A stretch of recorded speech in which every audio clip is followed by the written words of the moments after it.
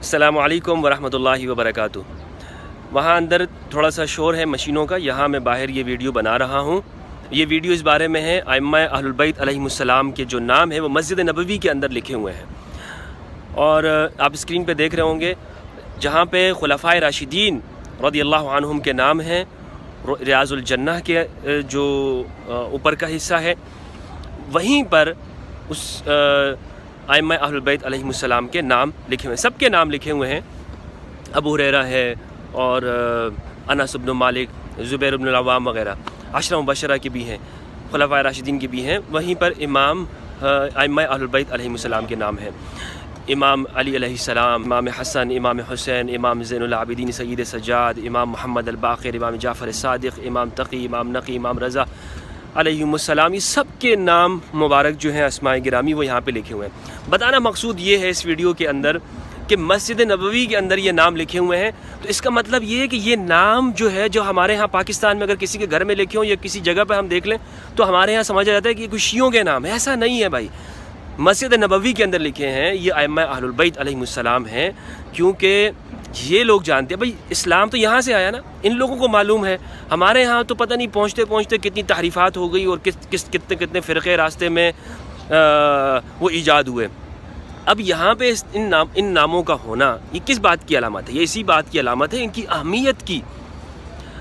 कितनी अहमियत है इस्लाम में इन ज़बात क़ुदसिया की, और हदीस सकलैन वो इनके सामने है। तो लिहाजा हमारे यहाँ अगर 12 इमामों को हम नाम लें तो 12 इमामों को शायद हमारे यहाँ ये समझा जाए कि जनाब ये एक ख़ास मखसूस फ़िरक़े के हैं, एक मखसूस लोगों के हैं, और ये उन्हीं लोगों का काम है, हम सुन्नियों का इसमें कोई काम नहीं है। ऐसा नहीं है, ये रवैया दुरुस्त नहीं है। फिर एक और बात जो अहम बात मालूम होती है वो ये है कि मैंने पूरे जगह पर ये नाम यानी देखा कि कहीं पर मुझे मालूम ये पता चले कि किसी तलीक़ किसी तुलक़ा में से किसी का नाम लिखा गया हो उन्होंने, तो मुझे नहीं मिला कि इन जहाँ पर यानी अबू हुरैरा जैसी शख्सियत का नाम यहाँ पे लिखा हुआ है। ठीक है, वो मदीना के सिर्फ गवर्नर रहे थे चंद महीनों तक गालिबन, लेकिन उनका नाम है। लेकिन किसी तुलक़ा में से किसी का नाम यहाँ पे नहीं लिखा हुआ। इसका मतलब ये है कि इस्लामी दौर में भी उनको वो अहमियत नहीं दी जाती थी जो आज हमारे पाकिस्तान में उनको दी जाती है। एक ख़ास तरीक़े से उनका नाम चढ़ाया जा रहा है और चलाया जा रहा है। मस्जिद नबवी में किसी जगह उनका नाम नहीं है। अइम्मा अहलुल बैत का है, असहाब सुफ़ा का है, असहाबुल अशरा का है, यानी अशरा मुबशरा का, और ये रिवायत भी मेरे नज़दीक महल नज़र है। लेकिन खैर खुलफाए राशिदीन का नाम है रिदवानुल्लाहि अलैहिम वहाँ, लेकिन किसी जगह पर भी मैंने उनका नाम नहीं देखा। जो हमारे यहाँ बस उसको इतना यानी उन नामों को पेश किया जाता है, फजीलतें बयान की जा रही हैं जी। वो अजीब सी सूरत हाल है, अजीब हमारे यहाँ लोगों का हाल हो गया है, इन मौलवियों ने कर दिया है। तो ये बताना मकसद था। अइम्मा अहलुल बैत अलैहिमुस्सलाम के नाम हैं। अइम्मा अहलुल बैत वो सिर्फ शियों के नहीं हैं। हदीस सकलैन, आप सल्लल्लाहु अलैहि वसल्लम ने फरमाया मैं तुम्हें 2 चीज़ें छोड़ के जा रहा हूँ। हदीस सकलैन हमारे सामने होनी चाहिए। और दोस्तों मैं ये आपको बताऊँ कि कहते हैं ना कि इसमें तो किताबुल्लाह से इस्तिमसाक कहा गया। बहुत सारे उलमा इस बात को मानते हैं कि जी अहलुल बैत की इज़्ज़त और तौक़ीर होनी चाहिए, लेकिन उनको वाजिबुल इत्तिबा नहीं मानते। मैं उनसे ये कहता हूँ, उनकी दलील ये है कि इसमें आप सल्लल्लाहु अलैहि वसल्लम ने फरमाया 2 चीज़ें छोड़ के जा रहा हूँ, किताबुल्लाह और मेरी अहलुल बैत। किताबुल्लाह को मजबूती से थाम के रखो। अहलुल बैत के बारे में कहा कि उज़क्किरुकुमुल्लाह, सिर्फ अल्लाह को याद दिलाते हो, यानी उनकी मोहब्बत करो। उनके बारे में इत्तिबा नहीं है। यह इंतहाई तहरीफ है इस माने के अंदर। उसकी वजह ये है, और अरबियत को ना समझना है, उसकी वजह ये है कि जब 2 चीज़ों का बयान एक साथ हो जाए पीछे, तो अब आगे जो ज़मीर उसकी तरफ लौटाई जाती है वो ज़मीर वाहिद की होती है। तस्निया कभी तस्निया की भी हो जाती है, कभी वाहिद की हो जाती है।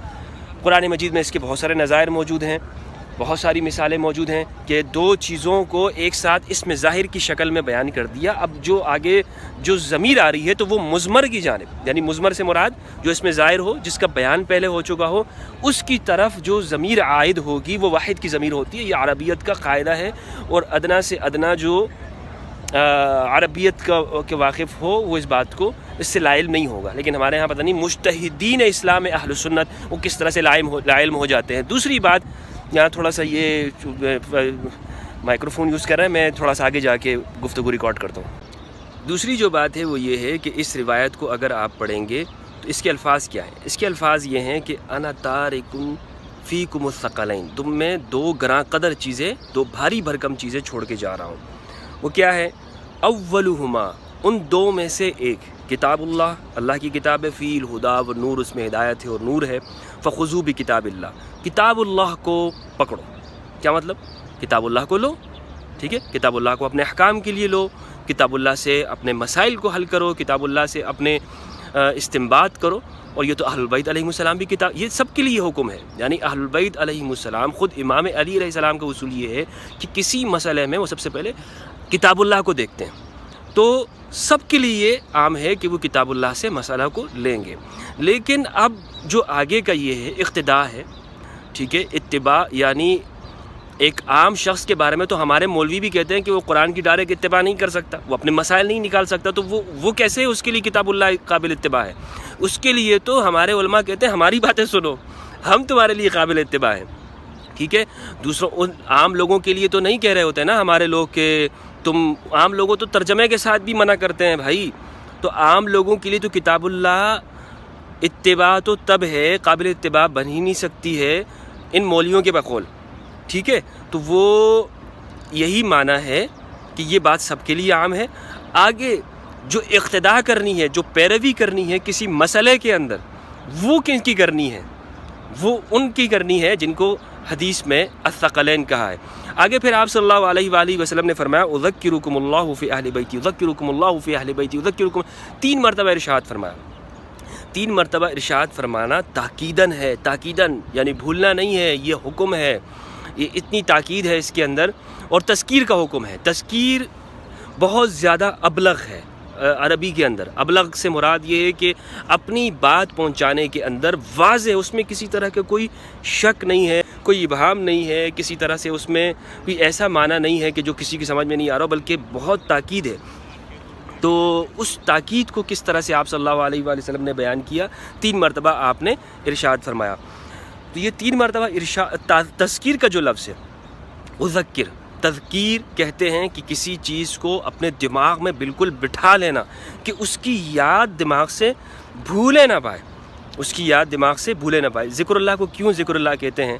ذکر اللہ اس لیے کہ آپ نے ہمیشہ اپنی ہر سانس کے ساتھ آپ نے اللہ کو یاد کرنا ہے۔ آپ جس طرح دل دھڑک رہا ہوتا ہے، اسی طرح ہر دھڑکن کے ساتھ آپ کا پروردگار کا نام ہونا چاہیے۔ تو اسی طرح ہر سانس کے ساتھ تم نے اہل البیت علیہ السلام کا مقام سمجھنا ہے۔ اذکر، یہ صرف یہ نہیں ہے کہ اہل البیت کا نام آیا تو انگوٹھے چوم لیے، جی تھوڑے سے آنسو بہا لیے، تھوڑے سے ٹسفے کر لیے، اور اہل البیت کا نام آیا تو کچھ دن ایام ان کے لیے نہیں۔ اہل البیت کا نام آئے گا تو صرف ہمارے ہاں بہت سے ناسبی بھی اہل البیت کی محبت کرتے ہیں، جی نام آتا ہے تو سر جھکا لیتے ہیں، یا نام آتا ہے تو جی اہل البیت، زبانی یہ نہیں ہے۔ اہل البیت کا مقام یہ ہے کہ جب اہل البیت کا ایک فیصلہ ہو اور ان کے مد مقابل دوسرے ہوں، تو آپ نے کن کی رائے کو ترجیح دینی ہے، کن کے ساتھ کھڑا ہونا ہے؟ آپ نے اہل البیت کے ساتھ کھڑا ہونا ہے۔ اس کی بہت ساری مثالیں، اس پہ میں گفتگو کر چکا ہوں۔ یہاں میں اس حوالے سے بتا رہا تھا کہ یہ جو اہل البیت علیہ السلام کے جو نام لکھے ہوئے ہیں، یہ مسجد نبوی کے اندر ہے، یہ سب مسلمانوں کے لیے ہیں۔ ہمارے ہاں پاکستان میں بدقسمتی سے چیزوں کو متنازع کیا ہے، ان ہستیوں کو کہ جن کا مقام ہے دین اسلام کے اندر، ان سے صرف نظر کرایا جا رہا ہے، اور جو ہستیاں ایسی ہیں کہ جن کا وہ مرتبہ مقام نہیں تھا، وہ ان کے لیے پیش کیا جا رہا ہے۔ تو یہ ہمارے ہاں بہت ایک دین کے ساتھ ایک مذاق کیا جا رہا ہے۔ امید کرتا ہوں کہ اس حوالے سے رہنمائی ہوئی ہوگی دوستوں کے لیے۔